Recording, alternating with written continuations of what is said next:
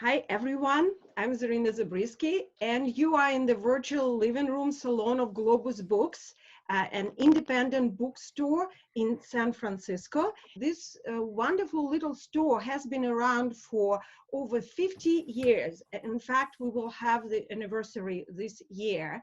And we specialize in books on all things former Soviet Union and Russia. There's a lot of books on Russia in Russian and a lot of books in English on all sort of subjects, journalism and politics, which is the subject today, literary criticism, literature, poetry, prose, translation is a big thing. We have a literary online round tables series, which is very popular. We have children's literature, we have culinary shows and books. So you name it, we have it. I would like to introduce my co-host, Craig Unger, who is a writer and a publisher. He's an author of several fiction books. Hi, everybody. Thanks for joining us. My name is Craig Olear. As Zarina said, I'm a writer. I've been covering this, the Trump-Russia beat, I guess you could call it, for the last 4 years. So I haven't done much fiction writing in that time. I work on a site called Prevail, which is a Substack that comes out on Tuesdays, Fridays, and Sundays, and I launched a podcast. Craig Unger is the author of 6 books, including the New York Times bestseller House of Bush, House of Saud, and House of Trump, House of Putin. For 15 years, he was a contributing editor for Vanity Fair, where he covered national security, the Middle East, and other political issues. A frequent analyst on MSNBC and other broadcast outlets, he was a longtime staff at New York Magazine, has served as editor-in-chief of Boston Magazine, and has contributed to Esquire, The New Yorker, and many other publications. He also appears frequently as an analyst on MSNBC, CNN, and other broadcast outlets. Unger has written about the Trump-Russia scandal for the New Republic, Vanity Fair, and the Washington Post. He is a graduate of Harvard University and lives in Brooklyn, New York. I want to open with a personal mini story, because political is always personal, and personal is almost always political. In the case of this book, this cannot be more true, because my first acquaintance with Craig Unger's work was very dramatic. I picked up his book, House of Trump and House of Putin, this very copy, at the Heathrow Airport. You see there's even a sticker here, buy one, get one half price with the Matryoshka doll. So it's for real. Zarina. So I'm in the store, I open it from the back, because that's my habit to look at the books from the Soviet Union. And to my surprise and shock, I see my own name between 2 names, and one is a deceased journalist and another one is somebody in exile. And at this point, I'm very late for my plane, so there is no time. And I grab the book like this and I run for the gate.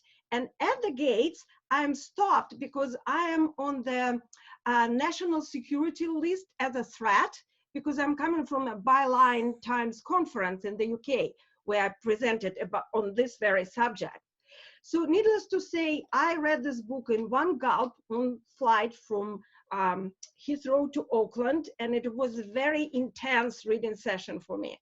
I made it into the country and everything went well, but this book was actually really hard for me to read, and much harder than I thought that it would be, because a part of this book is a description of the KGB operations, including honey traps. Another part of this book is this detailed account of human sex trafficking. As most people from the Soviet Union, I had a traumatic experience with the KGB. Also, I had a traumatic experience with the human sex trafficking, because when I was 17, I briefly dated a man who turned out to be a KGB officer, and he tried to recruit me to work as a said honey trap. So he offered me lots of money, an apartment, a ticket out of the USSR in a few years, and all I had to do was to speak to foreigners in a bugged hotel rooms. So it was scary, because he eventually brought another man, and they both wanted to interview me, and I had to jump out of the car and run away. So it was hard for me to read this book, and I also wanted to bring it to the wider audience because I think it really needs to be known. And I will have to separate my own experiences from my journalistic research. And I'm so glad and grateful to Greg for being here and co-hosting this with me. And this is a wonderful book, and I recommend everybody buys and reads it. My first question to Craig, and we're going to ask questions, then we will open it to our panel, and we have a lot of wonderful people, experts on the subject in our group today, for which I'm very, very grateful. This new book is about power, the abuse of power, struggle for power, and the building blocks and tools that come with it. The cults, brainwashing, recruiting, conversion, conspiracy. And the epic battle that you're describing here, Craig, is happening for me in the minds as we see the whole 40 years of two clashing ideologies, maybe even just the ideas, the liberal democracy versus autocratic totalitarian state, individual freedom of enlightenment versus collectivism of fascism and communism, and human rights versus the traditionalism, fundamentalism, the repression. And so we can see that the past world order refuses to give power to the new world, to the present. And that's the story in a nutshell for me here. What is your story in a nutshell? What was your elevator pitch? How did you come to writing this book? And how would you describe it to our readers? Well, I guess the last 5 books I've written have all been sort of a piece in that they're about unseen power. They're about the Republican Party's war against democracy. I hadn't started off thinking I was going to do that, but that is the theme that emerges. And I try to focus more on unseen power, how power really works, which is often not the way we think when we go to the voting booth or whatever, or the way it's described in the New York Times. And I also think there's one of the big lessons I've learned in the last 5 years is we desperately need a counterintelligence investigation, and we haven't had one. And if you look at the Mueller report and what preceded it, James Comey, as head of the FBI, started what was supposed to be a counterintelligence operation. He was fired. When he was fired, Mueller was mandated to do a counterintelligence operation, but he never did one, or if he did it, he buried it. And we are facing, when you look back over at least the last 2 books I've written, I think this is the greatest national security catastrophe since John Wilkes Booth shot Lincoln.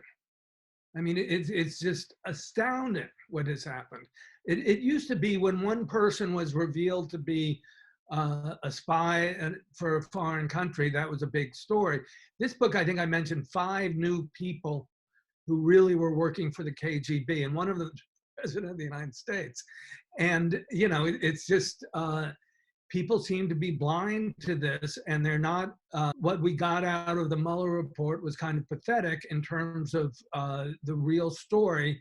And I know this country is overwhelmed with Trump fatigue right now, but I think if we don't get to the bottom of this, it will happen again. And if a Boeing 37 crashes, you just don't say, oh, well, they're dead, we'll move on. You try to find out what happened so it doesn't happen again. And this country has a real hard time, and I think of looking at its darker side.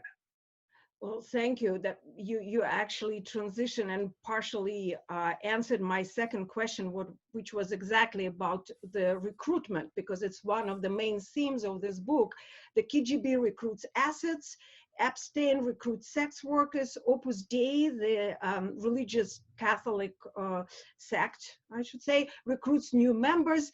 And that's because cults only thrive when they recruit the retained members. And religious and political brainwashing conversion, they're the same, because the tactics use the psychology and the same physiology approach. And one thing that was really interesting for me in your book, because I deal with the cyber war a lot and information warfare, was the artificial intelligence warfare that is pushed by Putin. And in that way, certainly the book gives an eerie foresight of what's to come. And you call it, I think, the fake news on steroids. Can you talk about this a little bit? Right. Well, I think most people look, when they look at the Jeffrey Epstein, Ghislaine Maxwell operation, they look at it in terms of sex trafficking, which is fair enough. But it was also, what interested me was I started to see it as a compromat factory. And in the end, I still have an awful lot of unanswered questions. But I think the Russians began to see the operation and see ways they could take advantage of it. And so there were two women who worked with Epstein on a sort of a professional level. I'm not talking as masseuses. And I'm thinking of, and forgive my Russian, but Lana Pozdaeva and Masha Drakova. And Masha Drakova was briefly Epstein's publicist, and Pozdaeva was sort of a hostess who was present for a lot of events with people in the tech field. And Epstein was recruiting major heavyweights in the tech field, whether it was Bill Gates or Elon Musk or professors at MIT and Harvard, Marvin Minsky in artificial intelligence. And so you see two things going on. One is Pozdaeva, seemingly has influence in this crowd just merely as a hostess, and there's money that passes from Epstein through her to Harvard when Epstein is trying to rehabilitate his reputation.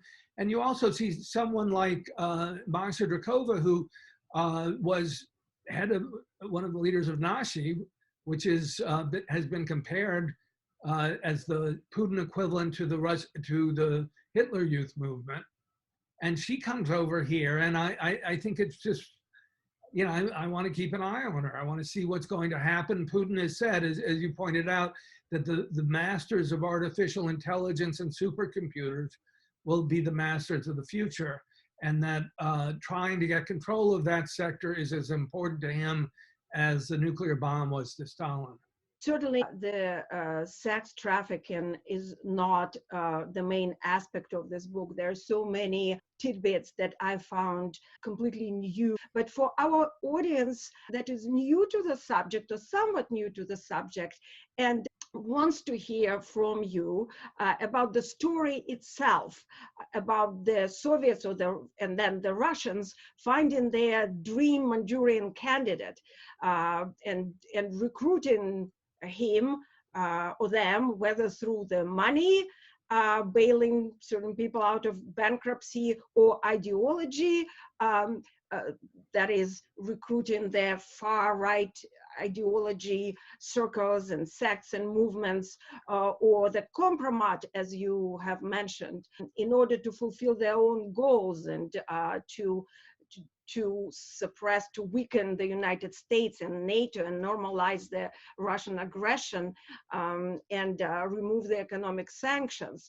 But the main story of Trump-Russia, 30 years of ties, financial and otherwise, is so well taught in your books, both House of Trump and House of Putin, and summarized in American Kompromat. Can you briefly review that as well, please? Well, I think this is it's been going on for decades, and it's interesting. Everyone assumes that the West won the Cold War, but the KGB was still lurking and has come back with a vengeance. And I think we have this is a war of sorts. It's one without bombs or bullets or boots on the ground. And it uses instead cyber warfare and disinformation and all sorts of active measures. And it's going on throughout the West. I mean, it's been Russia's pushback since the fall of the Soviet Union. And I don't think it's certainly in this country. I think it's more widely recognized in Europe that this is a case of massive historical forces that are at work. And it's a fundamental break with the period that we associate with the end of the Cold War. And, I think it's very much alive. I don't think it ends at all with Donald Trump losing last November. or exiting the presidency in January. But I don't know how the next chapter will play out. I think there's a lot of, the situation is very fluid in some ways. I think there's been questions raised about Putin's staying in power. You have the rise of Navalny. For him, you have the fact that Trump is no longer president, means he's no longer nearly as valuable as he once was to the Russians. So all these pieces are going to start sorting themselves out, and who knows what's the next chapter. I've now been working this beat for the last 4 years, and I feel like every time I feel like I'm learning something new, I go and click on something and I come across your name because you've already written about it, and I'm like, oh, Craig knows everything. I keep learning new stuff all the time. It's unbelievable. It's remarkable. So I just wrote last week, I guess on Friday, I wrote a piece about Leonard Leo, who is associated with Opus Dei and with the Catholic Information Center in DC, and through that to Robert Hansen, which I'm gonna ask you about. And Opus Dei, I had always resisted going down the Opus Dei thing because of the stupid Da Vinci Code book, which I'm sure all these bookcases that everybody has behind them, I bet there is no copy of that. No, I don't know. You have it for research purposes. I have it for research purposes. In your book, you have this great section about Opus Dei, which is really fascinating, about Robert Hansen's interaction with that. Hansen was intimately involved with kind of the one of the primary families of Opus Dei in the United States, as you point out, and winds up spying for the KGB and then for Russian intelligence after the collapse of the Soviet Union for 20 years or something. But his wife sort of found out early on, and then there's this interesting thing where he confesses it to one of the Opus Dei priests, but not just any old priest, like the head guy, and they sort of sit on it for a long time and just let it happen. Isn't really technically a confession because his wife is there, which there's three people, it's not a confession. There's probably a joke in there somewhere, but I won't make it. It's interesting to me that there's a relationship between, this group, this Opus Dei group, and the KGB/GRU, FSB, whatever. So my question is, do you have any sense of the current relationship Opus Dei might have with Russian intelligence now under Putin? Because Hansen's been gone for 10 years now. I hate to say no. No, I don't. I have to say one of the things I was really looking for as I was writing this was the role of William Barr. And William Barr, people forget, was Attorney General during the administration of George H.W. Bush, the elder George Bush. And what very, very few people realize is one of his chief speechwriters, a man named John Paul Woke, who was Robert Hansen's brother-in-law. So while the FBI and the Justice Department is engaged in this huge mole hunt, who is betraying us, who is betraying us? Well, the Perp's brother-in-law was writing speeches for William Barr. And I kept looking to tie Barr at this period to Russia. And the truth is I never found anything. If anything, I think his motivation more was the kind of sensibility Opus Dei has is so authoritarian, and it's sort of a reflection of Barr's passion for the unitary executive, for making Trump this incredibly powerful president and enabling all the way. And in later years, it's sort of interesting too that the law firm that Barr was part of, Kremlin and Ellis, represented an awful lot of Russian oligarchs, and there you do have real ties. And you ended up with Barr being, lawyer. Let's face it, lawyers who make $10 million a year representing Russian oligarchs. They're really highly paid intelligence operatives for Putin. Yeah. That's what they are. And you had that running the Justice Department. One of them, Brian Bachowski from Kirkland and Ellis, was head of the criminal division. So you end up with just enormous conflicts of interest. Yeah, Bill Barr, I can't quite figure him out. I keep going over and over and over in my brain, and the Venn diagrams overlap in so many ways, but there's never quite a an explanation that satisfies me in my brain for what exactly he is. Now, you talk also in the book, going back to Opus Dei, about the origins in fascist Spain and how the founder of the prelature was a close ally of Franco in Spain. You know, fascist basically. What I concluded, and I think this is, you know, when you have a guy like Leonard Leo trying to put justices on the Supreme Court and in all these other courts, the only way that they're going to get the laws that they want, you know, with having to have no abortion and no LGBTQ rights and this stuff, you know, most people want those things. So if there is a democracy, we're going to have those things. The only way that they're going to get what they want is to make the democracy go away, which I think is ultimately their goal. So that's one question. And the other one is, why would a Catholic organization want to, you know, join forces with first communists who don't ostensibly believe in God at all, and then also with the Russian Orthodox Church? They want their judges. I think you know, that's a huge part of it. Certainly for Leonard Leo and William Barr and even Donald Trump, because it was so important to his constituency. I don't think they think about communism or anything like that when it's going on. You know, it's also a secret society, so it's hard to trust anything they say, and they have various doctrines that allow them to lie if it's for a larger good. So, you know, even though William Barr said he's not in Opus Dei, he was head of the Catholic Information Center, which was the operational center for Opus Dei in Washington, D.C. Yeah. And I think it's an alliance of convenience with Russia, really, and a lot of it has to do with all the law firms, the immensely powerful law firms. There's a power, the Federalist Society, of which Leonard Leo, of course, is a part. You know, essentially they've developed where they're very different from the evangelicals, in that this is a much smaller, more intellectual elite, a clerisy that's tied to the church. I mean, I thought it was. Judges have an investiture, and so do priests. You know, there's almost a parallel between the judiciary and the monarchs, and you know, I think there were a lot of similarities there.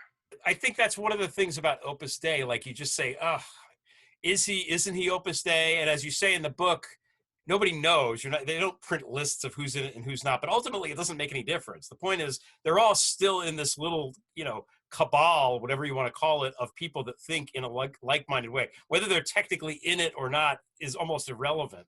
Right, and it's a right-wing Catholic intellectual elite, essentially. Yeah. And I forget exactly how many of them are on the Supreme Court now, but it's 4 or 5. I mean, it's, you know, and Leo had appointed 6. The last 6. Okay, Leo put 5 plus Clarence Thomas makes 6. And then I think if you can add another one if you striking out Merrick Garland. Yes, Garland. Sotomayor is also Catholic, by the way. 7 of the 9 Supreme Court justices are practicing Catholics, which is... I don't think there are any Protestants. It's very, very strange. You know, demographically, it worked. Leo's thing definitely worked. One of the themes that I've found in your work in general, especially with the mob stuff too, is that a lot of the stuff that happens, the frustration about it is that it isn't illegal. You know, when he sells the things, you say this a lot. The problem isn't that it's illegal. The problem is that it is legal and that it shouldn't be. What do you think we should do law-wise? What kind of laws would you advise passing that would help this another Trump type guy not come to power? Right. Well, I'm not a lawyer, but I mean, part of the thing, and this is why I keep calling for a counterintelligence investigation, because, I mean, that's supposed to uncover intelligence operations that are subverting us. But really good intelligence operations, or at least most of them, are designed to operate within the law. So I have one passage where I talk about Donald Trump Jr. going to Paris. He delivers a speech at a French think tank, and he gets paid $50,000 or so. Well, all that's completely legal. There's no problem with that. It's just that the think tank in question is a front for Russian intelligence. And he's being force-fed the talking points for which Vladimir Putin wants his father to change U.S. policy to in the Middle East. And sure enough, a year later, Trump withdraws troops from Syria. We abandon our Kurdish allies, and we leave Russia in a very powerful position there. Well, I don't think anything in that is illegal. I'm really not familiar with all the laws on espionage and that sort of thing. And when a Robert Hansen was caught, he was caught in the act. That's very, very hard to do. And in this case, a lot of the episodes I've told you there's no act, nothing there. I talked to a guy named Glenn Carl, who was a national intelligence officer in the CIA, and I said, well, okay, so you're tracking these guys, you're on to them, you're seeing the operation unfold. What do you do? And he didn't have a good answer. No one did. And he said, that's the problem. I mean, we're supposed to uncover those plots, and the CIA should have reacted in some measure, or the FBI should have, but nothing is happening. And I think, you know, if anything in my work, I've been somewhat critical of FBI and CIA, but boy, this is such a catastrophic intelligence failure. It is unimaginable. So much of my material comes from FBI files that you can't possibly believe they didn't know this stuff. And there's a lot of, to be a little more specific, I mean, clearly we have the laws, regulations for money laundering are pathetic in this country when it comes to real estate. We should not allow anonymous entities to you know, launder all their money through real estate and all kind of transactions. Now there's a bill before Congress, but it's just been weakened, and it's called the Corporate Transparency Act. And it was supposed to eliminate all that. And I think it will require reporting the identity of the purchaser to the Treasury Department, but not to the public in general. I think we need much more transparency than that. And it should go on in several other sectors as well. Yeah, the money laundering's bad here. And from what I understand, in the UK, it's even worse. Whenever they try to, you know, indict somebody, they send them to us to do it. They just find people there that nobody ever goes to jail. So I actually want to add something from the perspective of the former Soviet person or Russian person who, you know, came of age there and knows the ways, because my background was translating for the American and British companies, but dealing with the basically Russian mafia in the 90s on the other side. So what you just discussed brought to mind is the whole situation with the opposition again. There's a lawlessness of Russians and the adherence, strict adherence to law in America. So here we think in terms of whether it's legal or not, whether it's a crime to do something or not. Back in Russia, and actually it's existed even before the Bolshevik Revolution, was a situation that is known as жить по понятиям, which is living by notion versus the law. That's when people have a social contract and understanding between them how to do certain things. And that's basically how Russian mafia and how Russian mafia state works. So while we are here preoccupied with the law and finding the ways to catch our officials over there, it's all going in this clandestine manner, and it's clear what is happening. One of this tactic is called krugovaya poruka, and it's mutual responsibility. And that's what we've seen with the stacking of courts. And that, I think it was, in a way, my impression that it was borrowed from Russia as a Kremlin pattern. So Trump, by appointing judges and Department of Justice leads involved with the adversary, compromised or used by it, repeats the Kremlin patterns. And what is krugovaya poruka? It's installing loyal people in all positions of power. And it, in the modern history, started with Yeltsin's move to cover up the corruption in his circles. So he installed the loyal people in key positions and thus created this network of support. So this term krugovaya poruka esprit de corps, mutual responsibility, like I said, has definitely a negative connotation. It's a defining feature of a mafia state. And the typical steps you can see here as well. It includes strategic hires to block trials, and then through bribes or blackmail, compromat, here you go, or even murder occasionally.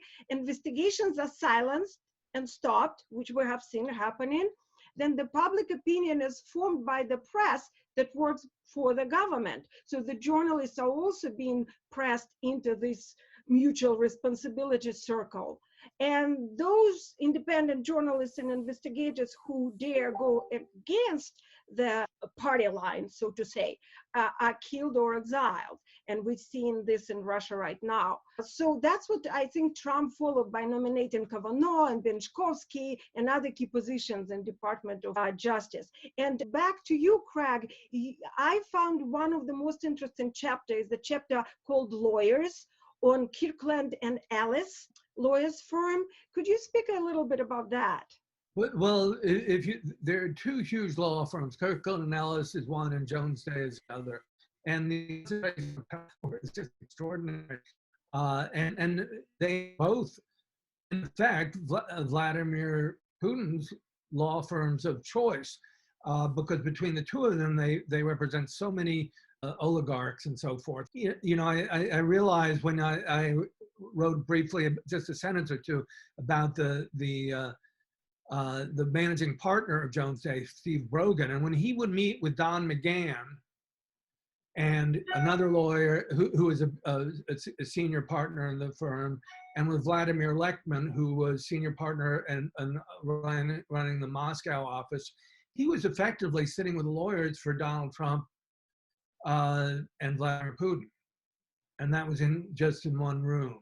So the idea that we're enforcing these sanctions, well, people fighting the sanctions lifted have a big voice in the White House.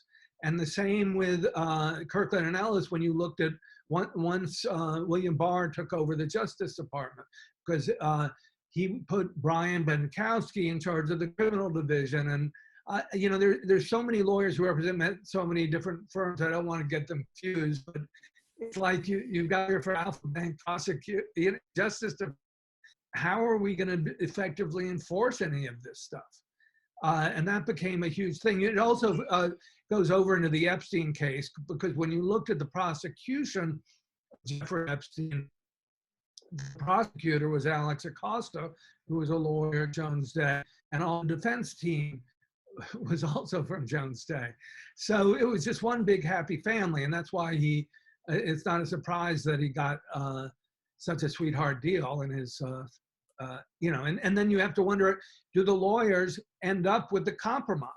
There were hundreds and hundreds of videos taken by Epstein of sexual activities. Do the prosecutors have them? Quite possibly. I mean, I also tell the story of John Mark Dugan, who was not the highest ranking law official in the land. He was deputy sheriff in Palm Beach County, and he fled the United States with 478 videos in the DVDs. He ended up in Moscow. I tracked him down by phone. You know, he was clearly trying to sell, it seems to me, he was trying to sell compromat, and he met with Pavel Borodin, who, you know, Dugan was a nobody arriving in Moscow, and within 3 days, he's meeting with Borodin, who's enormously powerful, was sort of Putin's mentor, in charge of $1 trillion worth of assets.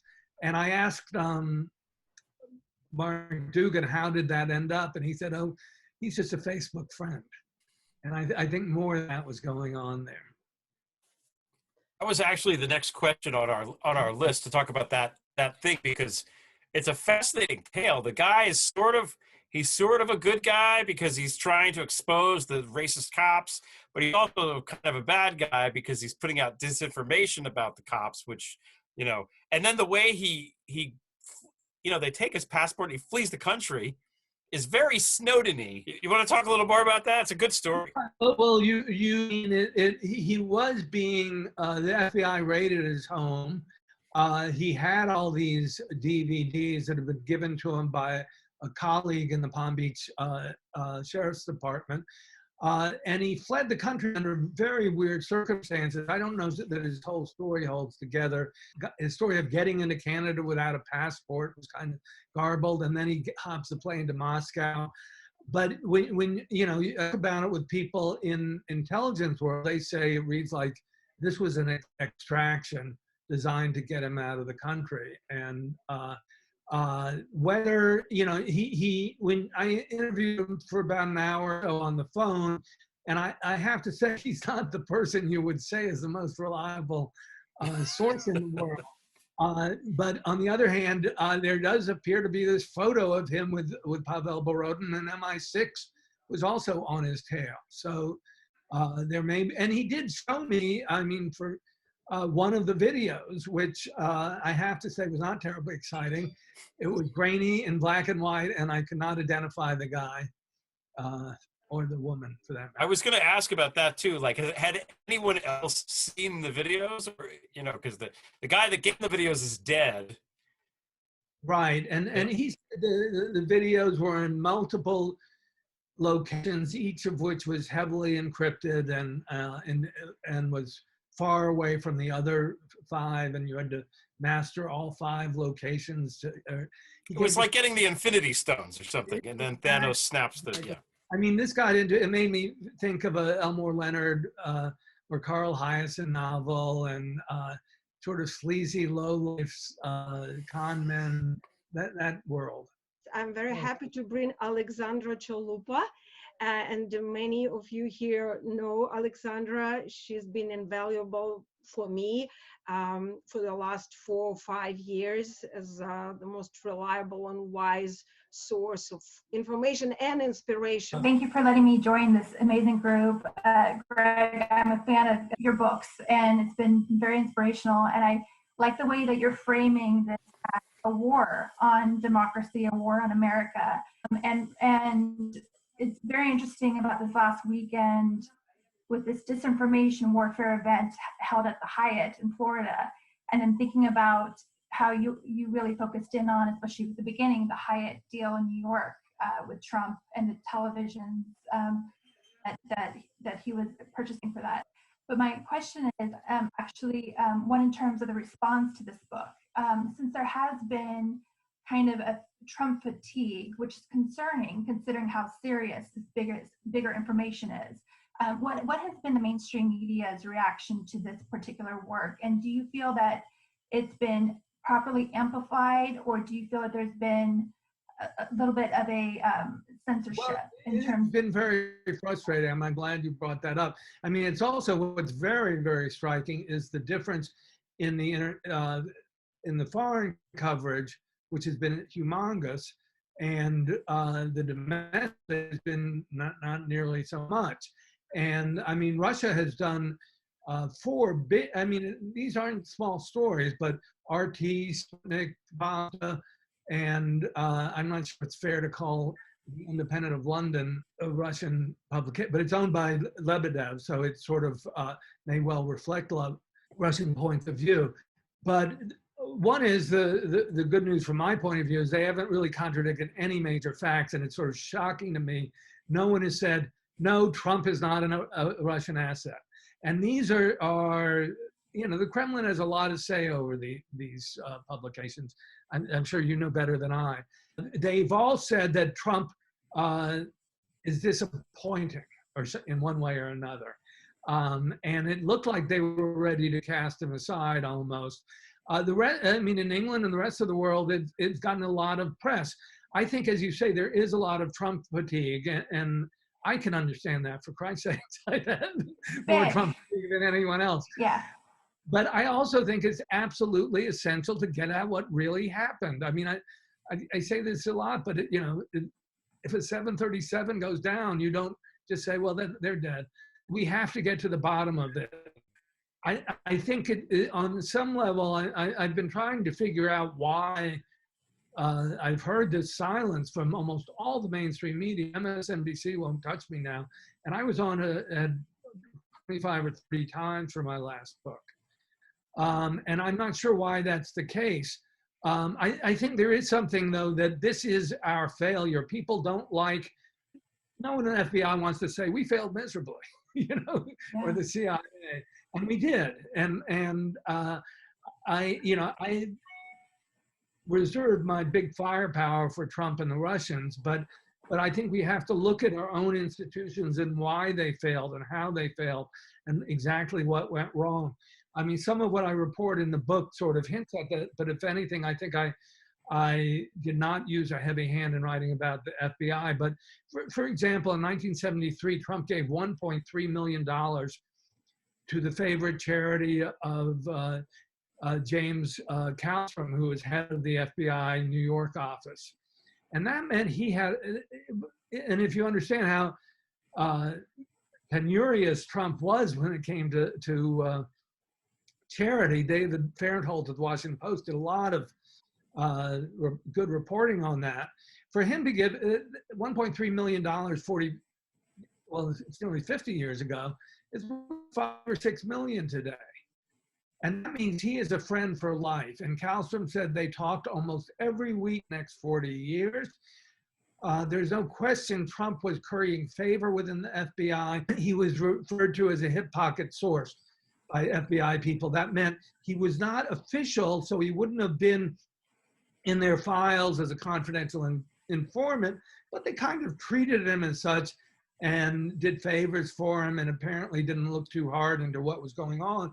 And when you look at also Trump's ties to Giuliani, Giuliani's ties to the FBI, there was clearly a wing of the FBI there that I think was quite protective of Trump, and I think that's probably part of the failure. One thing about I just wanted to mention, I thought there wasn't enough attention outside of in your book. I think it was so great how you mentioned that meeting with Trump Jr. in Paris, because the Trump Tower meeting got so much attention in summer 2017, especially. But that one kind of went under the radar. And it was October 11th, which was 5 days before WikiLeaks released the next round of Podesta emails. And I wondered if there was any correlation. And I guess that's why the counterintelligence would be so important, because he had talked about emails before Don Jr. And then the fact that he's meeting with this Russian entity 5 days before another round is launched, a Podesta's email. Right.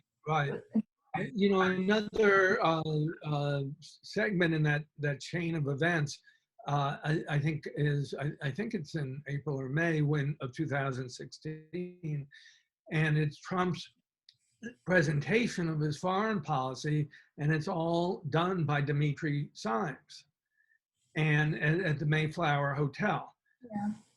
And Simes himself is, there have been hints of it in the press about his ties to Russia, but for the first time, one of my sources, Yuri Shvits, said he encountered Simes, I think it was in Russia, at an event with Russians and Americans, and he saw that no one wanted to talk to Dmitry Simes. It was a cocktail party, and the Russians didn't want to talk to him, the Americans didn't want to talk to him, so Yuri thought, wow, here's an opportunity, and he went to his superior and said, maybe I should recruit him. And the superior came back a day later and said, no need, he's already one of us. Yeah, that says it all right there. That's a great story, and I'm going to jump in because, in fact, we have Yuri Filshtinsky here.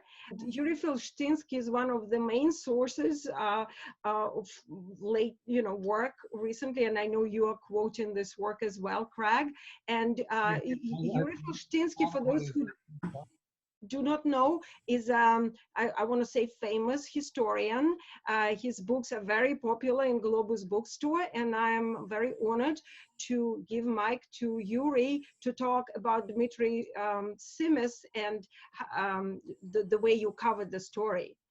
I guess the problem is, and I think it was indicated, that the level of this espionage, or whatever we call it, or the amount of these agents of influence, or whatever we call them, is huge. Science is a good example. It's very easy to study them because everything is in the open. And this is my major problem. We may start with Trump. I mean, supposedly we do know that he is a Russian agent. Supposedly we do know that he is recruited. Supposedly we do know that Simes is a Russian agent.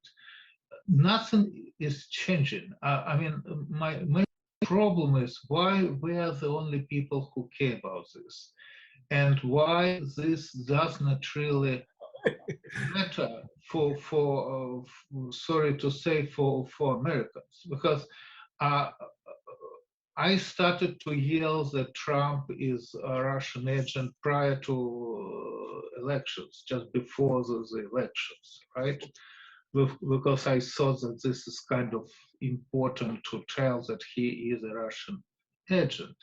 I was not the only one. I think we will have difficulties to find anybody within the American intelligence community who doesn't think that Trump is a Russian agent. But we do not even need to stop with Trump, right? We have Schroeder, who takes money from the Russian government. We have Salvini, who is traveling regularly to Russia to get money from Putin.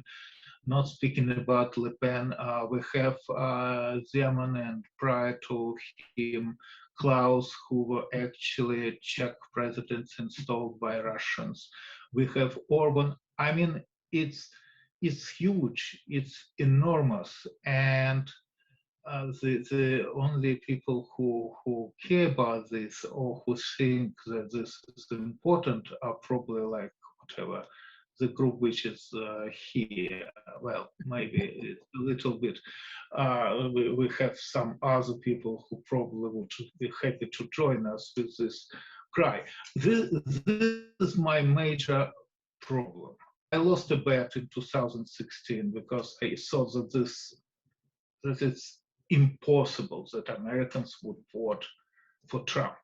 I lost the bet because I was sure that it's going to be Clinton, not because of Clinton, but because it's impossible that Americans would support Trump.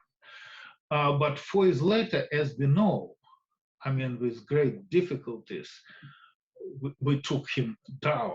And this is after the entire country knew what Trump is, including the Russian aspect of the story. And this is, I think, the major problem, because I really do not know what else Trump should do, or what other kinds of proof we need to bring that all these people are working for Russia to influence American public opinion or to influence the result of elections. I think this is a disaster. I think we are in terrible shape, and I'm seriously worried about our future, really. I mean, as a country, right? I think we are in great danger, and we're in danger because there are no, of course, laws, because it's very difficult to establish crime, because it's impossible to establish what is crime, what is not. I mean, let's take. No, I'm not speaking about Simes. It's all clear with Simes, right? He was sent here, he was grown here, he was helped to become whatever he became. He openly supports the Russian government every time something happens. I publish a short piece, like whatever, 2 pages, under the title "How to Catch a Russian Spy." It's actually very easy.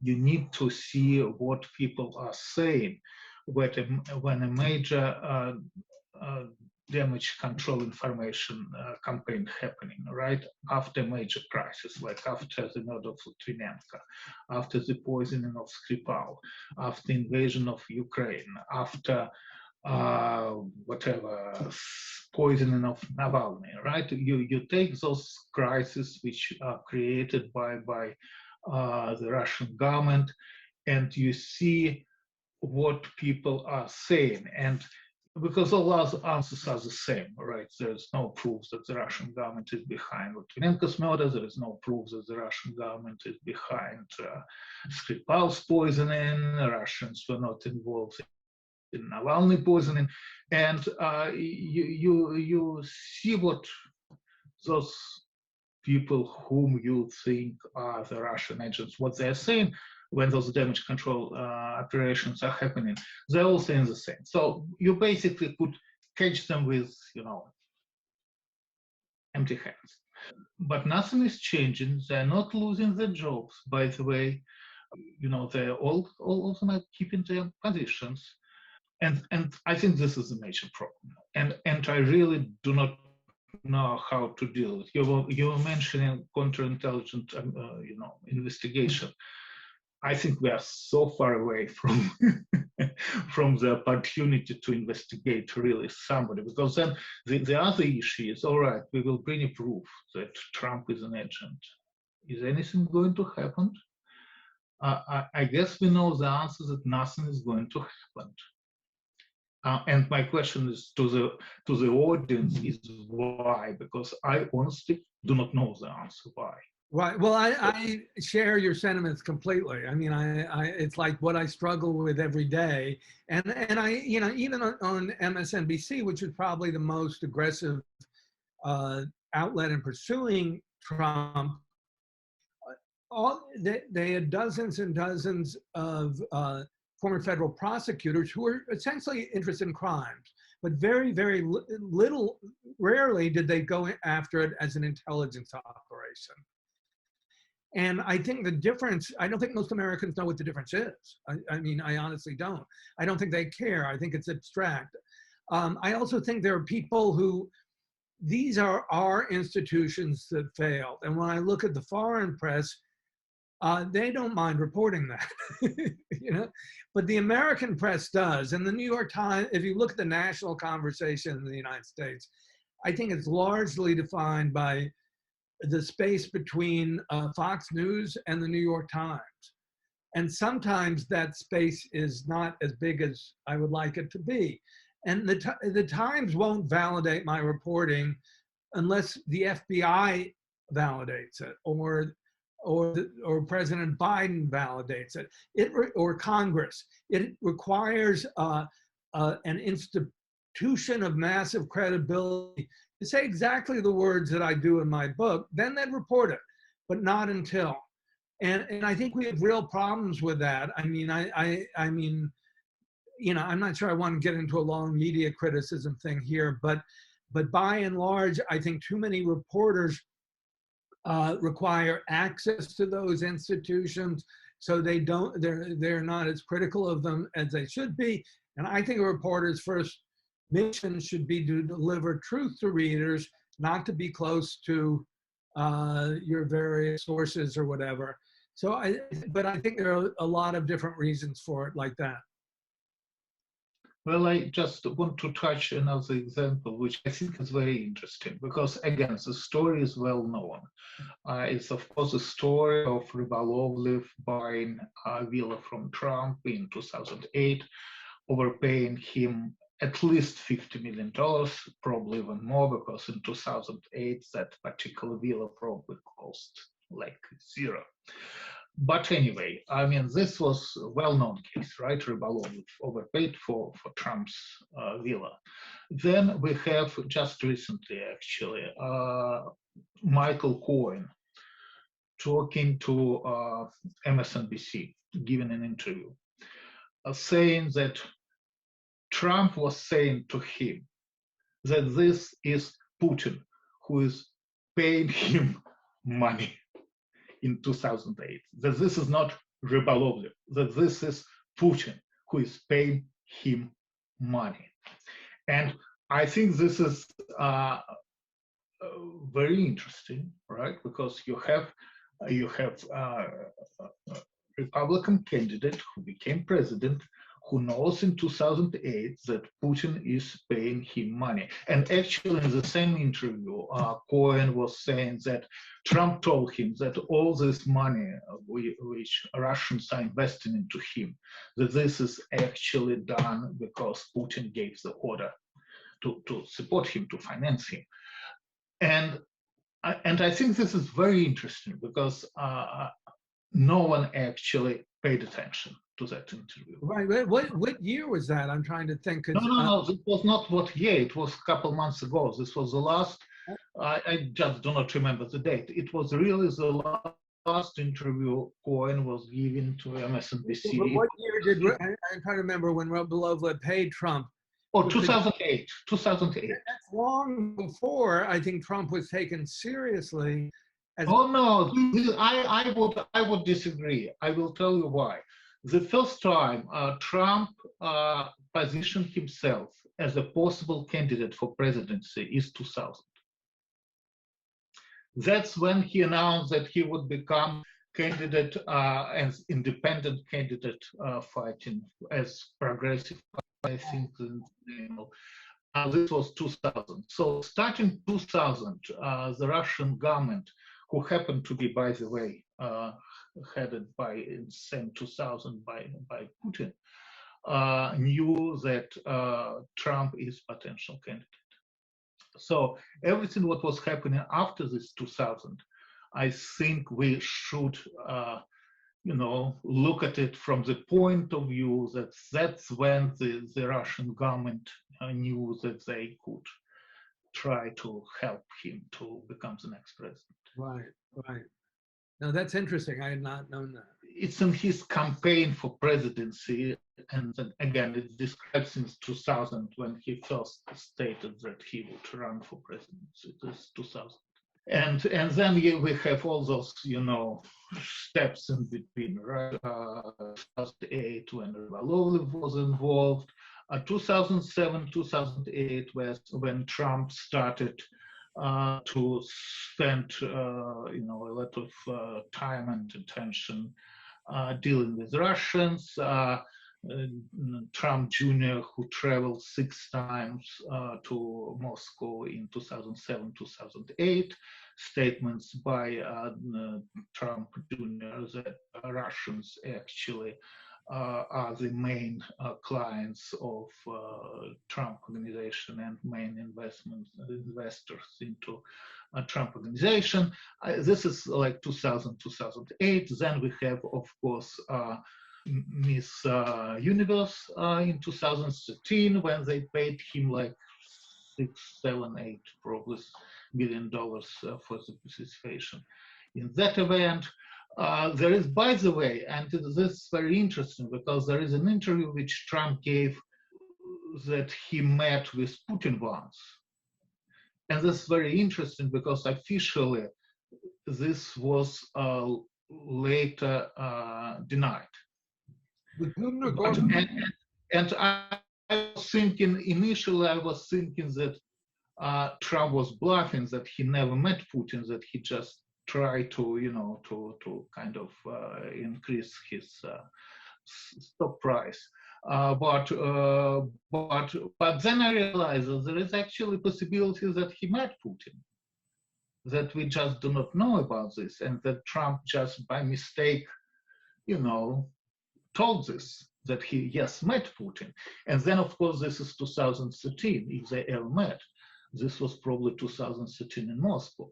Once again, the main problem is that I do not know what should be done or investigated to force Americans to realize that something might be, wrong with Trump from the point of view of him being a Russian agent for the last, 20, 30 years.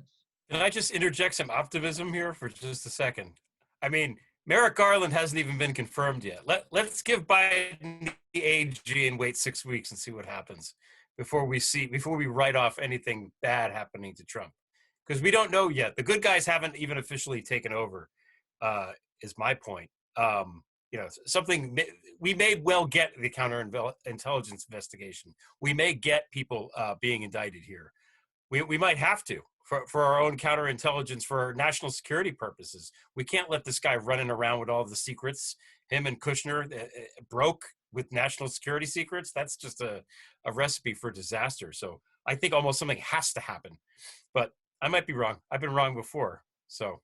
Well, he already gave away all secrets, I'm sure. That could be. That's true. But I think another thing is that when you ask about, why don't Americans, I think it's hard for people to wrap their heads around what this stuff is. Just like we were talking about Robert Hansen before, and okay, he's a double agent. He's giving information to the KGB. And if you're just, somebody living your life, what does that even mean? But what it means in real terms is that it screws up our own attempts to get information from the KGB. It scuttles our own counterintelligence things that happen. I know somebody who told me that she was recruited to do an op against the KGB at the time, and it stopped happening because she was on a list that Hansen gave them, and she was very low, before it even got started.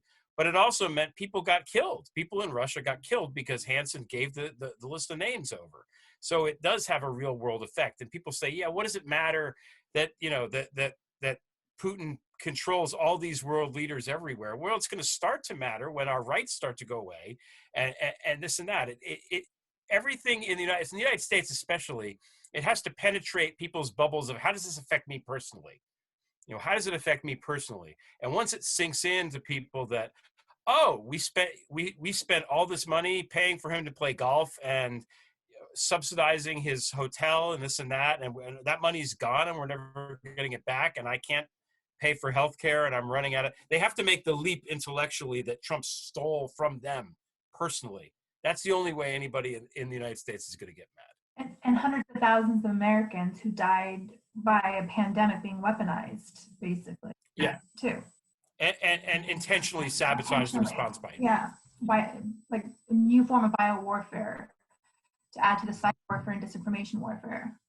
Well put. Yes. Sorry, Brian, but I think I was going to say about the same. But then, of course, you turn on Fox TV and you get a completely different story, right? And that's where I think partially the problem is. But again, we do not really have to be creative because everything is well known. Michael Flynn, who is sitting at the same table with Putin in December of 2015, right? Yeah. Who is getting money from the Russian government, not once, not twice, but many times. I wrote an article, and some people were complaining that main media did not pay attention. I probably would say the same. I wrote an article basically trying to show that the money which Flynn was receiving, those famous $600,000 from Turkish businessmen, that this is not Turkish money, this is Russian money.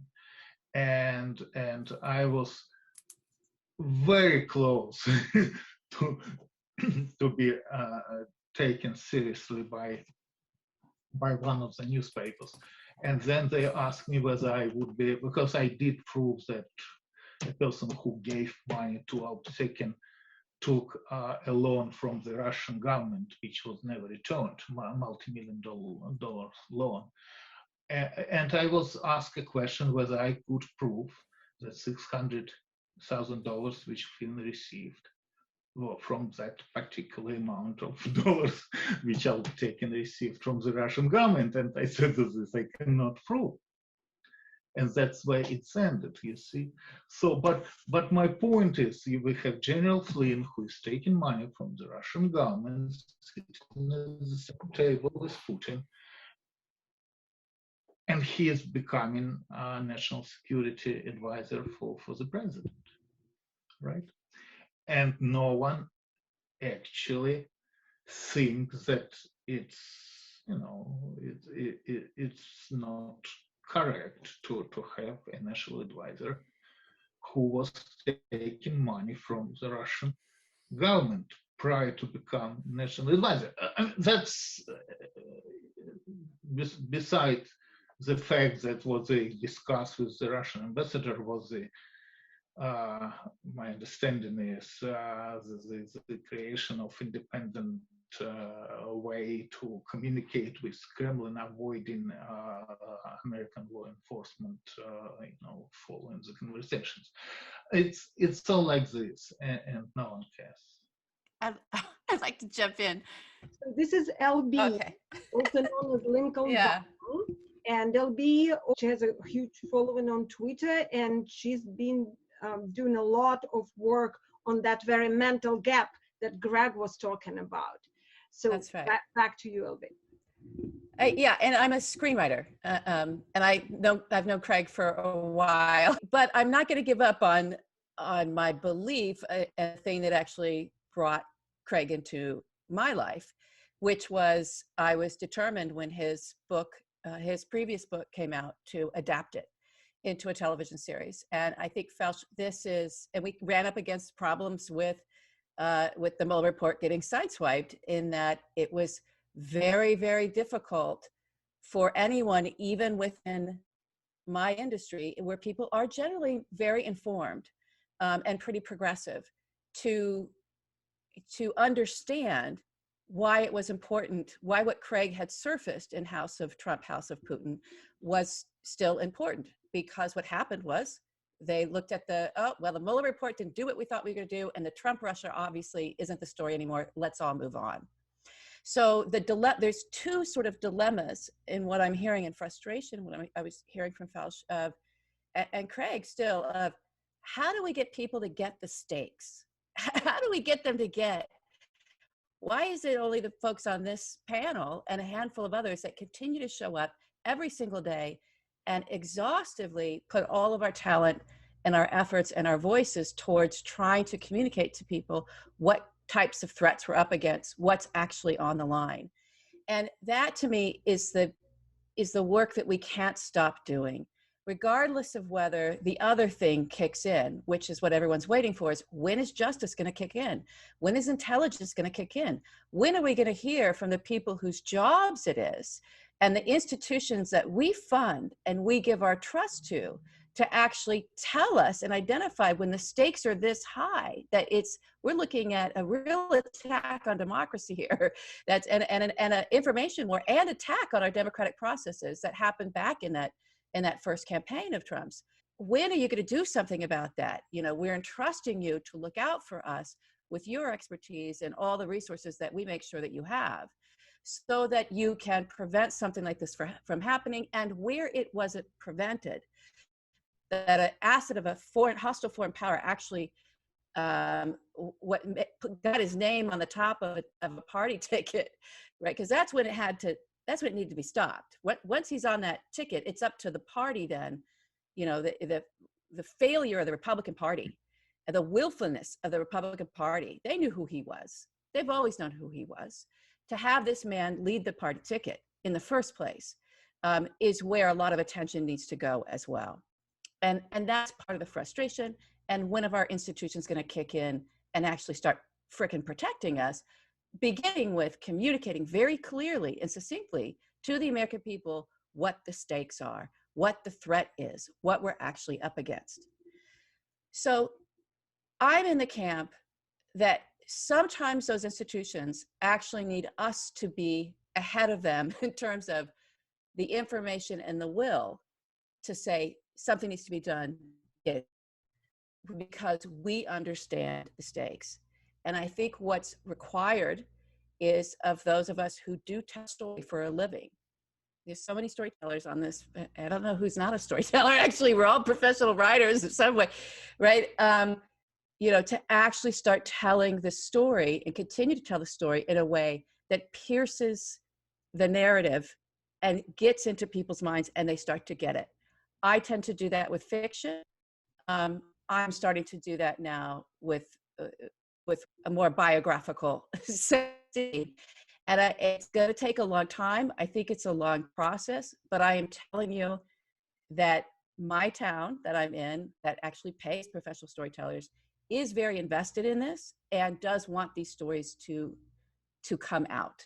So I would offer that as an avenue of hope. Now, for the folks like Craig who do deep investigative work, right? Of I'm not writing a TV show, but let me go figure out what is going on. And in a moment that just happened here that was so fascinating, I think there's still stuff to dig into that will resonate, that will make a big difference. When Fausch said that it was in 2000 that it was known to Putin and Russian intelligence services that someone that they had as an asset was a potential candidate for presidency that actually could make a run of it. That's huge in some of the information that I have, which is what brought me to studying this stuff to begin with and putting my voice to it. In 2003, and in 2000, Mark Burnett was already in business and starting to get in business with Vladimir Putin. He was going to the Kremlin. He was sitting down with this new president, and he was trying to work out a reality show to go up to the Mir space station. That's the story.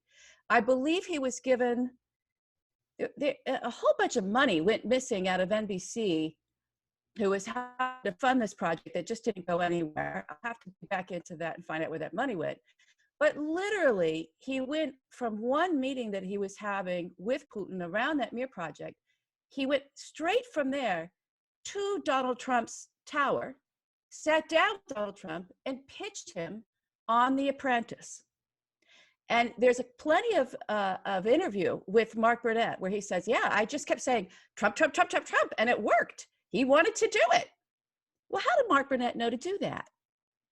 He's just coming from inside the Kremlin, who knows everything about the psychological profile of one of their assets, and then he flies directly from there over to Trump Tower and starts going, hey, Trump, Trump, Trump, Trump, Trump, Trump, why don't you be a star on my show? And lo and behold, The Apprentice hits. And this man got trust washed. Donald Trump got wiped clean by that television show and presented to the American people as a successful billionaire. When anybody who knew him in his time in New York knew that he was a mob front. He was in business with gangsters. That's how he knew Kallstrom to begin with. That's the underpinning of what mystery is between Donald Trump's long-term relationship with the New York FBI field office and what he was actually doing with Rudy Giuliani for so many years, right? Russians knew this. I don't know how much Mark Burnett knew, but I know that he delivered that product. And it told a story. It told the story for the wrong people. And it was a sort of covert attack against us to have us trust this guy, to wash away the relationships that he'd had with people like Jeffrey Epstein, to make his long-known dabbling with cocaine and drugs, and the fact that he had cocaine dealers in his towers, and he had Russian gangsters in his towers, and he'd been like, all of that disappeared, and he was this sort of straightforward business guy on The Apprentice. That's why he got elected. That's the power of television. That's the power of story. And there's no reason that we can't use that to get the narratives through that need to get through to the American people. We can't use the same medium. And for the investigative journalist, Craig, I point you in the direction of Mark Burnett. Be careful. Be careful doing that. You know, he still has quite a bit of power in this town, but it's not okay what he did, and what he did even around the 2015-2016 campaign and that election, and the information that he withheld. Thank you, LB. That's what I have to say. And brings us right back to Craig Unger and his stories. And this is what we are celebrating today. And I think this is what gives me hope personally, because you know, there's a lot of desperation that I hear, but there are people, Craig Unger, the author, who wrote 2 wonderful books that I recommend our audience on YouTube should immediately buy and read, or listen to multiple interviews that Craig gave already about this book. And I want to bring it back to Craig. Would you like to comment on what you've heard from the panel for now? No, well, I appreciate this. And I was, as LB was talking, I was going back to Yuri's big question, because I think they're 2 sides of the same coin. You know, one thing that I think the full truth hasn't come back is just the people reporting the story have their own economic interests. And people, if you're in the FBI, you don't want the FBI to come out dirty. Same with the CIA. With reporters, I think they often are just too tied to their sources or to institutions they're covering, to their beats, that they don't want to contradict any of their sources, even when the narrative of real factual reporting takes them outside that. And it's just very hard to get that out. I've always worked outside of institutions like the New York Times because I don't think their first priority is getting truth necessarily to readers. And I think you sometimes have to, you can't just be a beat reporter for the White House, for the New York Times or CNN. When that happens, you become wedded to your sources and you become sort of uncritical of them. But I would love it if there were big Netflix series on all this stuff that really got to the bottom of it. I think that's necessary. I mean, I also think it's necessary. We could go make it. Truly, everyone on this panel should look at it. The town is open for business. And that's sounds wonderful. great. We can take it from there. But for now, I want to bring it back to our audience because this is who we care about very, very much. There's lots of questions and comments. There's a first question. Did Trump meet with Brighton Beach Russian mob during quote unquote concrete union quote unquote days? Well, when he said Brighton Beach, 80s. I thought he was talking about the Russian mafia. Whereas I thought the unions were more the Italian. But did he meet with the Brighton Beach mob? Well, there was one meeting in 1984 where David Bogatin actually met with him and bought 5 condos and plunked down $6 million in cash. He also, I mean, I'm not sure you'd call them the Brighton Beach mob. I'm sure Semyon Kislin would not want to be referred to that way. He hates Brooklyn. And is glad to have left it behind. But he became a Trump associate. There's no question about it. And it wasn't just the sale of the TV sets in 1980. He later became the mortgage broker for, I think it's Trump World Tower in the year 2000. So he was, they were a big part of Trump's life in a way. I'm not so sure, when you say meetings, but there were, I found 13 people who were tied to the Russian mob who either owned or lived in apartments in or lived in Trump Tower. So he had very serious network of relationships there. As this is less and less of a secret, is it too naive to believe that there will be some kind of accountability, at least at some point, maybe even years from now? I don't know if you want to go back to that, Craig. Yeah, well, all I can say is the United States has a history of burying, having a difficult time coming to terms with dark parts of the truth. And you can see that in scandals, whether it's assassinations of both Kennedys, Martin Luther King. There's so many unanswered questions in America.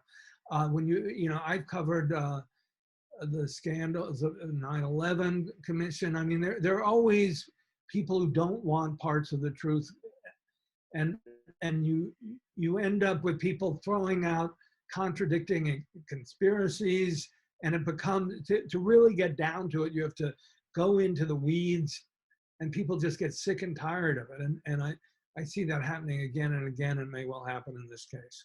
Never underestimate the power of denial, which is a psychological defense mechanism. Absolutely. Probably the most powerful. Absolutely. So the next question we have is, what do we know about Roger Stone? He, like Epstein, had a secret life, frequenting wife swapping sex clubs. Could he have been a KGB FSB recruit from way back, given his ties to the GRU via WikiLeaks? Well, it's certainly not out of the question. And I mean, one thing I did not write about that I would love to get to the bottom of involves Eliot Spitzer. And if you remember the scandal, he was becoming a serious presidential, someone who could position himself as a presidential candidate when he was ousted over the sex scandal. And one of the key figures in it was Roger Stone. And I interviewed Roger several times about this, and he made up some story that was just full of nonsense about how he got wind that Spitzer was seeing an escort, and it didn't make sense whatsoever. And then I later realized that the escort in question got her start. But some of this material is not fully vetted, so I'm being a little careful in saying this. But she got her start at a place that was run by the Russian mafia. And Roger Stone was deeply, deeply involved in this, and so was Michael Caputo, who got into the Trump administration in the last time. So I think there's a lot to be uncovered there, and I don't know all the answers. But Roger and Manafort go way back to 1980. They refashioned their firm as one that was Black Manafort and Stone. It became known as the Torturers Lobby because they would take any client. I mean, if Hitler were available, they'd take him on as a client. They sort of upped the ante. Certainly Manafort did. I mean, Manafort to me was the highest paid Russian agent of all. He got like $75 million. I mean, and again, in this, you see this pattern where he's prosecuted for bank fraud and tax fraud, but not for anything having to do with espionage, when in fact he took $75 million and was accompanied by Konstantin Kalumnik the whole time, which to me makes him pretty much a highly paid Russian operative. Did Giuliani roll up the Italian mafia to make room for the Russian mafia? Well, there was a real transition taking place during this time. And it's interesting, Michael Francesi just sort of came out on Twitter and started talking about how he worked with David Bogatin, who I'd mentioned earlier, because it was Bogatin who in 1984 bought 5 condos from Donald Trump. And this appeared to be the first, to my knowledge, the first money laundering of Russian money by Trump through Trump's real estate. And so they were tied in with they were partnering. This was known as the Red Daisy gas tax scandal. And they would skim all the tax revenues. At first I found this incredibly boring, and I realized how much money. They were making $1 billion a year in New York State alone, and they expanded to many other states. And 40 years ago, $1 billion was real money, And so both the Italian mafia and the Russian mafia were part of this, and Trump reaped some of the rewards. And Francesi talks about it, quite openly, that he was working with them. And this is part of people who are tied with Semyon Mogilevich and so forth that I wrote about in House of Trump, House of Putin. How do you undo the personality cult preached by 70 million people?